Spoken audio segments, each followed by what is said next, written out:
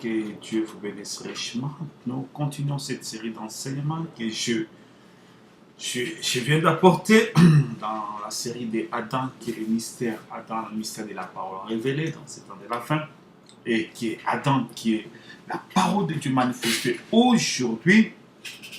Donc, je vais lire la parole de Dieu parce que nous prêchons la Bible. Quand nous prêchons les messages, nous prêchons la Bible. Personne sur la terre peut apporter quelque chose en dehors de la Bible.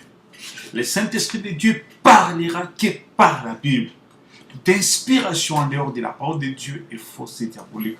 Voilà pourquoi il y a certains gens qui croient que le Saint-Esprit a même parlé de certaines choses qu'ils appellent le Troisième Testament, certaines choses qui sont en dehors de la parole de Dieu. Ça, c'est pratiquement faux. Jésus a dit dans l'Apocalypse chapitre 22, je crois, les chapitres de l'Apocalypse, que la personne qui ajoutera son nom sera retranchée des livres de vie. La personne qui va ajouter, qui va retrancher, sa part sera retranchée de l'arbre de vie. Donc il n'aura pas part à la vie éternelle. Donc il perd automatiquement le salut. Donc voilà pourquoi personne ne peut acheter. L'ange de Dieu parle par la parole de Dieu. Dieu a déjà parlé. Il revient sous forme du Saint-Esprit pour révéler les mystères. Parce que quand il parlait dans un langage codé. Il parlait, il scellait. La Bible dit que c'est comme un livre dans le livre d'Ésaïe. C'est comme un livre qu'on donne à quelqu'un qui ne sait pas lire, qu'on lui dit lis. Il dit je ne sais pas lire. C'est un livre codé, marqué. Mais il faut le Saint-Esprit pour dévoiler les mystères qui sont là. Afin que les fils de Dieu, qui sont les mystères de Dieu, parce que les mystères cachés, ce sont les fils de Dieu, qui devaient être révélés aujourd'hui en ces temps de la fin. Je vais lire un peu dans Jean chapitre 17, certaines paroles pour servir de fondement dans ce que je vais parler ce matin. La Bible dit ceci, verset 19, je me sanctifie moi-même pour eux. Non, je commence au verset 17. Sanctifie-les par ta vérité.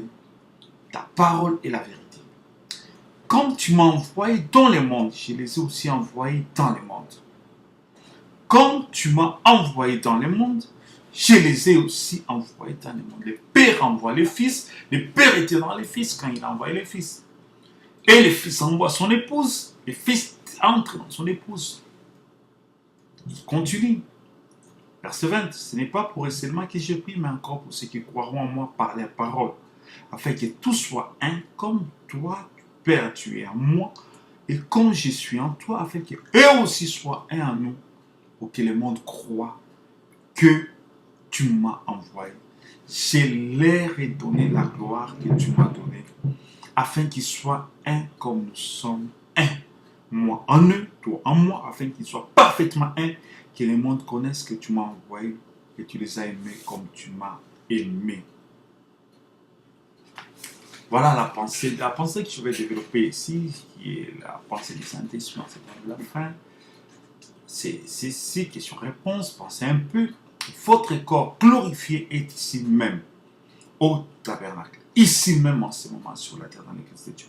La présence du Saint-Esprit qui est votre état glorifié, vous êtes glorifié en Christ. Maintenant même, ce qu'il a justifié, il les a glorifiés. Donc maintenant même, votre propre corps glorifié est là près de vous. Maintenant même, en Jésus-Christ, afin de vous donner une force, c'est comme on charge la batterie, le Saint-Esprit est en vous, il est là pour vous charger. Donc, je parle sur votre corps glorifié. Le corps glorifié, c'est le corps parole. Le corps glorifié, ce n'est pas quelque chose de nouvel. Parce que ce qui était, c'est ce qui sera. Saisissez cette parole de Dieu qui est dans Ecclésiaste chapitre 3, verset 15. La Bible dit, ce qui était, c'est ce qui sera. Dieu ramène ce qui a été ça. C'est la loi de Dieu. C'est la pensée maîtresse de Dieu. C'est la pensée de base. Dieu fait toutes choses par ce qui était et ce qui sera. Jésus était, il sera. Il dit, avant qu'Abraham fît, je suis. Jésus n'est pas devenu la parole sur la terre. Il était la parole dans les saints des pères. Il était la parole du commencement. Il était la première de la manifestation de Dieu. Depuis le commencement. Depuis l'éternité, il a résisté dans la pensée de Dieu. Il est le Dieu manifesté dans la chair.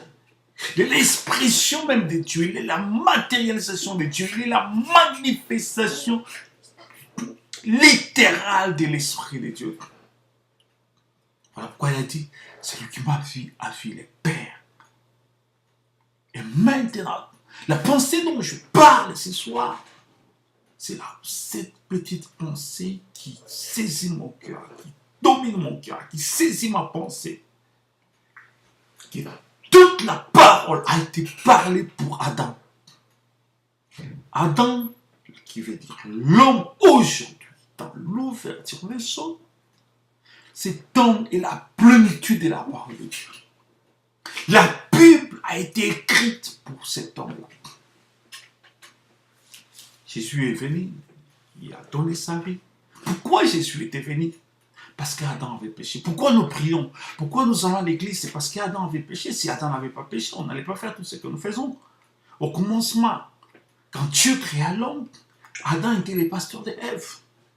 Adam allait être le père de toute la nation, de toute la création, le père de tous les fils et filles de Dieu. Ève allait être la mère de tous les fils et les fils de Dieu. C'est par la chute. Et Dieu était les pasteurs qui venaient chaque soir prêcher dans l'église d'Adam et Ève. La Bible dit que chaque soir, Dieu descendait prêcher la parole de Dieu. Il venait à Ève.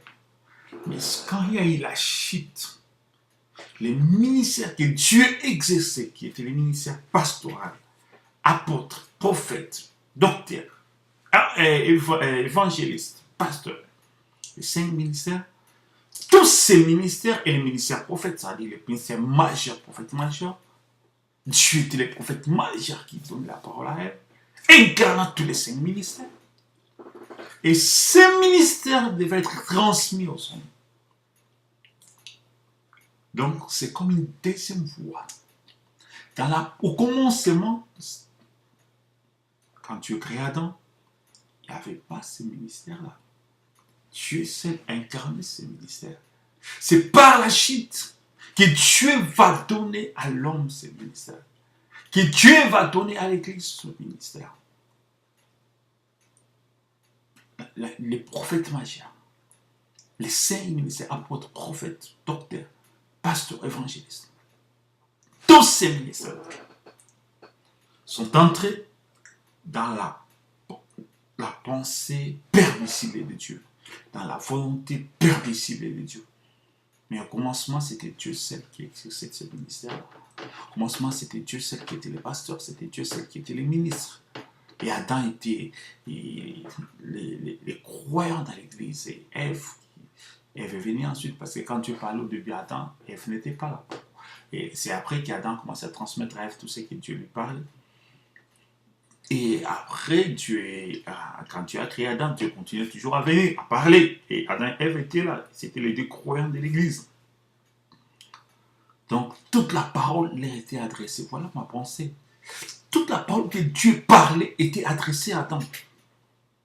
Donc, toute la Bible. Parce que la Bible, c'est le cœur de Dieu manifesté. La Bible, c'est le cœur de Dieu qui est transmis à l'homme. La Bible, c'est la pensée de Dieu. Comme une lettre écrite, que Dieu a utilisé les hommes comme des mains pour écrire sa pensée, qui est transmise à son épouse. Et cette épouse-là est manifestée aujourd'hui à l'ouverture des sceaux. Parce qu'il y a une promesse qui est dite dans le livre de Daniel. Nous allons lire ces passages de l'Écriture pour un peu comprendre de quoi je suis en train de lire. La Bible nous dit ici clairement. Daniel chapitre 12. Toi, Daniel, tu as écrit ces paroles. C'est le livre jusqu'au temps de la fin. Plusieurs alors les liront et la connaissance augmentera. Et moi, Daniel, je regardais, voici 2 autres hommes se tenaient debout, l'un descend du fleuve là, et l'autre du bord du fleuve. Et l'un des dit à l'homme vêtu de lin qui se tenait au-dessus des eaux du fleuve, quand sera la fin de ces prodiges? Donc, je vais ici sauter pour lire à la fin, verset 12. Heureux celui qui attendra et qui arrivera jusqu'à 1335 jours. Et toi, marche vers ta fin, toi, Daniel. tu te reposeras, tu seras debout pour ton héritage à la fin. Verset 9, il dit, quelle sera l'issue de ces choses? Donc, verset 8, 9. Il dit, va Daniel, car ces paroles seront tenues secrètes et scellées jusqu'au temps de la fin. Quelle parole qu'on avait demandé à Daniel dans, c'est le langage de Dieu. Ce n'est pas Daniel qui devait sceller les livres. J'ai dit que ce n'est pas Daniel qui devait sceller les livres. C'est Dieu, le Saint-Esprit, la parole qui va sceller les livres jusqu'au temps de la fin. Et ce livre, c'est la Bible. Tu devais envoyer des prophètes qui allaient parler, mais dans un langage caché. Voilà pourquoi quand Jésus est venu, il dit, je vous ai parlé toutes ces choses en parabole. Mais au temps de la fin, le livre qui était caché sera ouvert. Au temps de la fin, le livre qui était scellé sera dévoilé. Au temps de la fin, le livre mystère de Dieu qui était scellé, les 7 sceaux, sera révélé. Et quand ces livres seront révélés, tous les mystères de Dieu qui sont dans ces livres seront révélés. Et le mystère de Dieu, c'est quoi? C'est la personne de l'homme qui est racheté, qui sera manifesté dans l'ouverture des livres. Donc aujourd'hui, je présente que l'ouverture des livres voilait la personne de Christ qui devait être manifestée aujourd'hui sous forme de l'homme Adam. Donc l'ouverture des livres, c'est comme l'œuvre que l'architecte, quand un constructeur est en train de construire quelque chose, il termine, il cache, il scelle la chose. Il appelle les gens et puis il va dévoiler la chose qui était cachée là-dedans. Et quand il dévoile, les gens voient, ils assistent à ce qu'on appelle l'inauguration. Ils voient la chose qui était bâtie durant 6000 ans, qui est manifestée. L'homme qui est bâti durant 6000 ans. Je vais lire dans 1 Corinthiens chapitre 13. La Bible dit ceci. Verset 8. La charité ne périt jamais. Les prophéties prendront fin, les langues cesseront, la connaissance disparaîtra. Car nous connaissons en partie et nous prophétisons en partie. Mais quand ce qui est parfait sera venu, ce qui est partiel disparaîtra. Le parfait, c'est Christ, qui devait être révélé. Quand est-ce qu'il viendra? C'est à l'ouverture des sceaux que Christ sera manifesté. Qui est le mystère de la seconde venue de Jésus. Et lorsque j'étais enfant, je parlais comme un enfant. Et je pensais comme un enfant, je raisonnais comme un enfant. Et lorsque je suis devenu homme, j'ai fait disparaître ce qui était de l'enfant. Aujourd'hui, nous voyons au moins d'un miroir durant les 7 âges de l'Église. Dans tout l'Ancien Testament et durant les 7 âges de l'Église, l'homme voyait au moins d'un miroir, au moins de la parole de Dieu. La Bible dit dans le livre de Jacques que la parole de Dieu est comme un miroir. Et quiconque regarde à ce miroir doit se voir. Dans le miroir, tu vois ta réelle manifestation, ton vrai visage, ton véritable toi, ta véritable personne, l'homme que Dieu a créé, que tu vois au travers des miroirs. Maintenant, tu dois te laver, te nettoyer pour être à l'image de l'homme que tu vois au travers du miroir. Et l'homme que tu vois au travers du miroir, c'est Christ. L'homme parfait, c'est lui qui est révélé à l'ouverture des sceaux.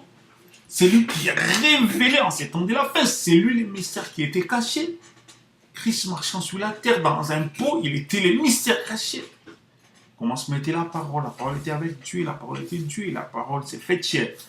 Donc, quand la parole s'est faite chair, c'était le mystère caché. Un mystère en parabole. En 7 étapes. Un plan en 7 plans. En 7 minutes. Et ces corps, paroles devaient être dévoilées, devaient être déchirées sur la croix. Et il a été déchiré sur la croix afin que l'épouse qui était dans ses côtes puisse être révélée. En symbole. Durant les 7 âges de l'Église, Christ, qui est la parole, était un mystère caché.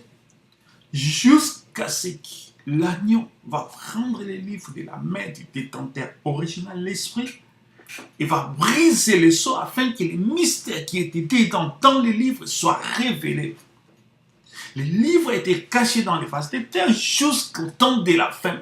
Quand vous lisez ce que j'ai fait de dire, quand vous lisez le livre de Jérémie, tu avais dit à Jérémie, va chez ton oncle Anatophe, tu vas acheter, je crois, une part d'un champ, et quand les champs seront achetés, tu vas prendre, tu vas faire, vous savez, quand on achète un livre, il y a ce qu'on appelle le livre parcellaire. On achète un champ ou une parcelle, les livres parcellaires qui te donnent le droit de posséder la chose dont tu as acheté. Alors, il était question ici, dès qu'il allait acheter les champs, on devait lui donner un livre qui était cacheté et l'autre qui était ouvert. Et ces livres devaient être cachés dans des vases de terre. Quand les enfants d'Israël devaient aller en Babylone, en captivité, durant 70 ans, qui est 7 fois 10, donc 7 âges d'église. Et à la fin de la captivité, quand ils vont revenir, Daniel est allé prendre la vase et briser pour qu'il puisse racheter les champs qu'il avait achetés. À l'ouverture des sceaux, donc l'église est allée dans les 7 âges de l'église. Et à la fin du 7e âge de l'église, les livres, l'agneau prend les livres, il brise les sceaux, il révèle les mystères afin que l'église possède tous les mystères. Possède tous ces dons nous avons perdus par Adam et Ève, tous ces dons Christ a rachetés. Qu'est-ce que Christ a racheté? L'homme, Saint-Esprit, que Adam avait perdu. J'ai expliqué ça beaucoup de fois. L'homme à l'image de Dieu qui était dans Adam, qui est la personne du Saint-Esprit, qui est l'homme glorifié, qui est la théophanie, qui est le corps parole. C'est cet homme-là qu'Adam avait perdu. Et cet homme-là était rentré entre les mains de Dieu. C'est ça le livre. J'ai expliqué que si Adam n'avait pas péché, c'est lui qui allait. Parce que dans ces livres-là, il y avait le nom de tous les fils et filles de Dieu. Donc Adam allait posséder ces livres, il allait prononcer la parole, elle produit. Il allait manifester tous les fils de Dieu. Comme Jésus est né, l'ange est venu, il a prononcé la parole. Et l'onction du Saint-Esprit a oint cette parole dans le sein de Marie, et Marie a produit l'enfant Jésus. C'est comme ça que nous serions d'y être manifestés s'il n'y avait pas la chute. Parce que Jésus est la nouvelle naissance, et donc, c'est-à-dire, voilà la nouvelle façon que Dieu amène. Parce que dans le plan de Dieu, ce n'était pas par l'acte sexuel que l'homme, les hommes allaient se reproduire.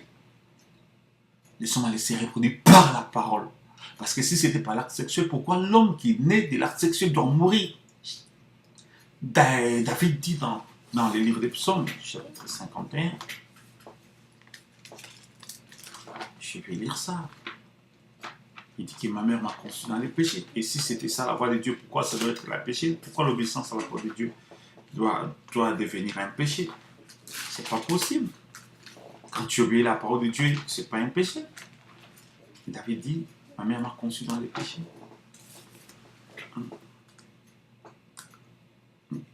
Il est dit ici dans Psaume chapitre 51,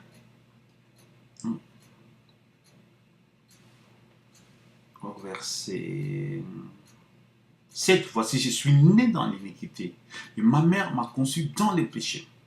Tu vois, je suis né, il parle de la conception, il était dans les péchés, la naissance même était dans les péchés. Pourquoi quelqu'un qui obéit à la parole de Dieu doit être péché? Non, c'est que ce n'était pas ça la voix originale. Et si c'était la parole de Dieu, la voix originale, pourquoi Jésus, qui est la parole manifestée, il devait naître par cela? Mais Jésus est né de la parole de l'ange, ointe de la personne du Saint-Esprit manifestée. Voilà la voix originale de Dieu. Voilà la voix par excellence de Dieu. Dieu est venu corriger la première naissance pour dire que la première naissance a apporté la mort. Et voilà pourquoi les gens qui naissent de cette naissance-là, toute la race humaine, tous meurent à Adam. Et tous vont revivre en Christ par la nouvelle naissance. Et cette nouvelle naissance nous introduit dans les royaumes des cieux. Parce que la première naissance nous introduit dans ce monde. Et la nouvelle naissance nous introduit dans les royaumes des cieux. Tu ne peux pas être en vie sur la terre si tu n'es pas né ici. De la même façon, pour agir dans les royaumes des cieux, tu dois naître spirituellement. Tu dois naître dans les royaumes de Dieu. C'est-à-dire c'est quoi? C'est-à-dire le Saint-Esprit, l'Esprit du Père vient en toi. et te rend manifeste, te rend vivant dans le royaume des cieux. Et là, tu es capable d'agir dans le monde invisible et dans le monde visible. Parce que le monde visible, le monde invisible domine le visible. Le monde invisible conduit le visible. Le monde invisible oriente, agit, produit, manifeste tout ici sur la terre. Donc, voilà pourquoi nous continuons notre pensée. Et l'homme avait perdu. Adam avait quelque chose. Adam avait les livres de la rédemption. Le livre de la rédemption, ce n'est pas un livre comme tel. C'est la personne de Christ dans lequel tous les attributs de Dieu étaient là-dedans, dans lequel tous les théophanies de Dieu étaient là-dedans, dans lequel tous les fils et filles de Dieu étaient là-dedans. Chaque fils de Dieu était lié, scellé avec soi, une fille de Dieu. Alors, par le péché, puisque c'est la chose que Satan, parce que c'est ça qui faisait qu'Adam avait l'autorité sur la terre. Dieu avait dit, je te donne l'autorité sur la terre. Donc l'autorité, c'était pas l'homme physique. L'autorité, c'est l'homme spirituel qui domine, qui réagit. C'est quand toute la création regardait Adam, il voyait le Créateur en lui parce qu'il avait les livres, il avait l'autorité sur la terre. Par le péché, Adam cherchait à voler ces livres-là qu'il n'a pas pu. C'est là qu'il est rentré. C'est la colombe qui était rentrée vers Dieu. Et quand cette colombe, voilà pourquoi nous avons vu cette colombe en ces temps de la fin. Enfin, cette colombe blanche, entourée de feu, de la colombe de feu. Je l'ai vu, moi. Si tu es un aigle, tu dois l'avoir avec quelque part. Oui, quelque part. Nous avons fait ça. Cette colombe qui était dans Adam, je l'ai vue. Oh Dieu soit loué. Merci Seigneur. Ton nom soit loué. Ton nom soit béni. C'est temps de la fin, le septième âge qui est là, c'est la manifestation. Voilà pourquoi tout doit être manifesté aujourd'hui. Tout devait être révélé parce que c'est l'âge des cieux. On devait voir toutes les choses. La colombe de feu, nous l'avons vu en ces temps de la fin. La manifestation de la colombe de feu, nous l'avons vu. La colombe, nous l'avons vu en ces temps de la fin. L'ange de l'éternel s'est manifesté, a été pris en photo, nous l'avons vu en ces temps de la fin parce que c'est l'âge des cieux. Cet âge prophétique, les prophètes, c'est les cieux de Dieu. Donc quand Adam a péché, Adam qui a fait les livres rentrent dans les mains de Dieu. Voilà pourquoi Jésus devait venir, verser son sang pour nous racheter. Pour racheter, ramener l'homme à ses livres, à ce que l'homme avait perdu, à ce que l'homme avait lâché facilement comme ça, qui était rentré entre les mains de Dieu.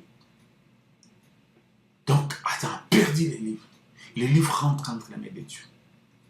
Jésus est venu là verser son sang afin qu'il puisse récupérer les livres et remettre à l'homme. Donner les livres à l'homme. Apocalypse chapitre 5. Quand l'agneau prend les livres, c'est la race humaine qui reçoit les livres.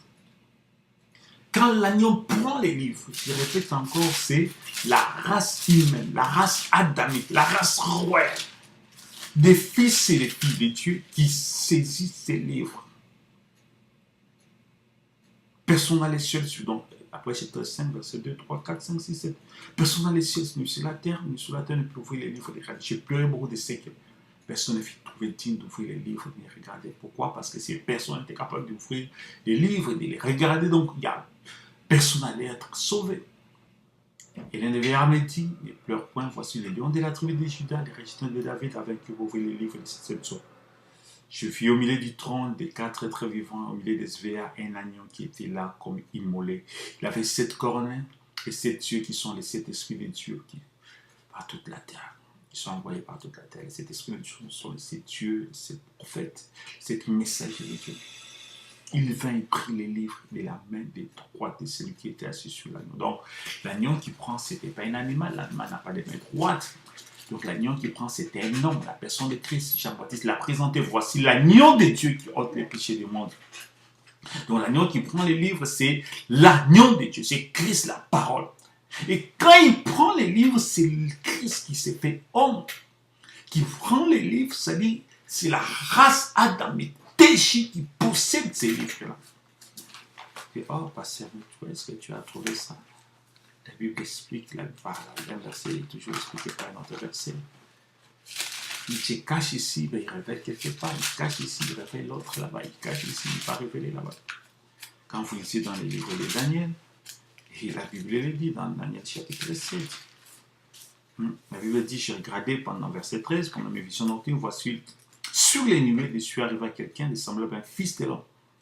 Il s'avança vers l'ancien des jouissures. On l'explique après le chapitre 5. On les fit approcher de lui, on lui donna la domination, la gloire, les reins. Et tous les peuples, les nations, les hommes, toutes les langues les serviront. Sa domination est une domination éternelle qui ne passera point. Son règne ne sera jamais détruit. En vision, voilà ce que... Mais comment je vais expliquer cela? C'est autre chose. Beaucoup de gens lisent ça, ils s'arrêtent que là. Mais regarde mais comment je vais expliquer ça. Verset 27. Les règnes, la domination et la grandeur de tous les royaumes qui sont sous les cieux seront donnés au peuple saint et très haut. Son règne est un règne éternellement. Toutes les dominations, les serviront lui obéira. Quand il prend les livres, quand on lui donne les livres, on donne à tous les peuples saints du très haut. C'est la race déchue d'Adam qui est retrouvée. C'est la race déchue d'Adam qui est acquise. C'est la race déchue d'Adam qui retrouve sa première position, qui est rachetée, qui est ramenée à sa position originale, qui retrouve la présence de Dieu, qui retrouve la personne du Saint-Esprit, qui retrouve les corps-paroles, qui retrouve la personne parole faite chair, la personne théophanie, la colonne de feu qui se personnifie dans l'homme, qui retrouve les corps célestes, les corps de Dieu. Donc, en possédant le livre, nous possédons tout ce dont nous avons peur. Oh. Il prend les livres, il brise les sceaux, il révèle les mystères. Il révèle la personne du Saint-Esprit sous forme de mystères. Donc, les royaumes, c'est la personne de Christ. Christ dit les royaumes des cieux parmi vous. Ça, c'est la personne qui était parmi nous. Il prend les livres, il révèle, il donne la révélation, il révèle tous les mystères, il donne la révélation, ses témoignages. Il révèle les mystères sous forme de paroles. Mais en fait, c'est quoi? Il dévoile la personne de Dieu, Adam, qui était perdu. Donc aujourd'hui, nous avons la restauration de Adam. Adam céleste. La personne de Dieu que nous avons perdu dans les jardins d'Éden. Tout ce qui a été écrit pour cette personne. Toutes les promesses de Dieu ont été faites pour cette personne. Christ. Et Christ, son corps, c'est l'Église. Christ, voilà là où je lis. Père, je l'ai donné la gloire que tu m'as donnée. La gloire qui était la gloire de Dieu, le Père. L'a donnée au Fils. En donnant au Fils, le Fils dit, je l'ai donné à elle. Parce que nous sommes les corps du Fils. Quand le Fils reçoit, c'est nous tous qui recevons. Ce sont les fils et les filles de Dieu qui reçoivent. Or, toute la parole a été, toutes les promesses de Dieu ont été faites à ces corps. Toute la parole de Dieu a été dite à ces corps. La parole de Dieu qui est la pensée de Dieu a été manifestée pour ces corps. Ces corps, parole, Christ. Et dans lesquels nous sommes partie prenante. Chaque fils et fille de Dieu est partie prenante de ces corps-là. C'est lui qui reçoit toutes les promesses de Dieu. Toute la Bible a été parlée pour ces corps-là. Tous les mystères cachés, Adam, Moïse, Malachie, tout le monde parlait de la venue de ce corps-là. Aujourd'hui, nous sommes là. Les corps, la manifestation du Fils de Dieu, l'épouse de Christ. Oh, quand Jean vu ces choses, il était heureux. Mon frère, tu es censé être très heureux de connaissant ces mystères. Et nous sommes en Christ. Ils sont le plus heureux d'être manifestés à ces temps de la fin. Nous sommes les gens les plus heureux. Hébreux 12 les dit. Mais vous êtes approchés de la montagne de Sion, la cité du Dieu vivante, la Jérusalem céleste, des myriades qui forment le cœur des anges, de l'ensemble des premiers-nés, inscrits dans les cieux du juge, qui est l'étude de tous les esprits du Christ, parvenir à la perfection. De Jésus-Christ qui est le médiateur de la nouvelle alliance, du sang de l'aspersion qui parle mieux que celui d'Abel. Oh mes frères, nous sommes les hommes les plus heureux, car nous sommes les premiers-nés de Dieu, l'épouse et les premiers-nés de Dieu, l'épouse l'épouse et les fils uniques de Dieu, l'épouse et l'ensemble des premiers-nés de Dieu, l'épouse et la parole faite de chair. Cette parole qui était au commencement s'est manifestée aujourd'hui, appelée l'épouse de Jésus-Christ. La parole faite de chair. Aujourd'hui, l'ouverture des sceaux, c'est la manifestation de cette épouse. Dieu manifesté dans la chair.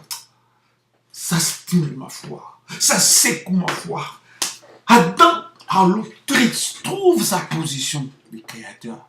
Où il a l'autorité de parler. Voilà pourquoi Jésus a dit, pour parler à cette montagne, ôte-toi d'ici, jette-toi dans la mer, et la chose s'accomplira. La parole créatrice est révélée dans la parole, dans la bouche de l'épouse. Et tout ce qui a été dit, toute la Bible parlait de toi, mon frère. Tu es la promesse que Dieu a faite. C'est de toi que Dieu parle. Ta venue, le mystère de sa venue. Ta venue, la création attendait ta venue. Dans le mystère de la seconde venue, il y a la manifestation des fils de Dieu que toute la création attendait. Que Dieu vous bénisse richement.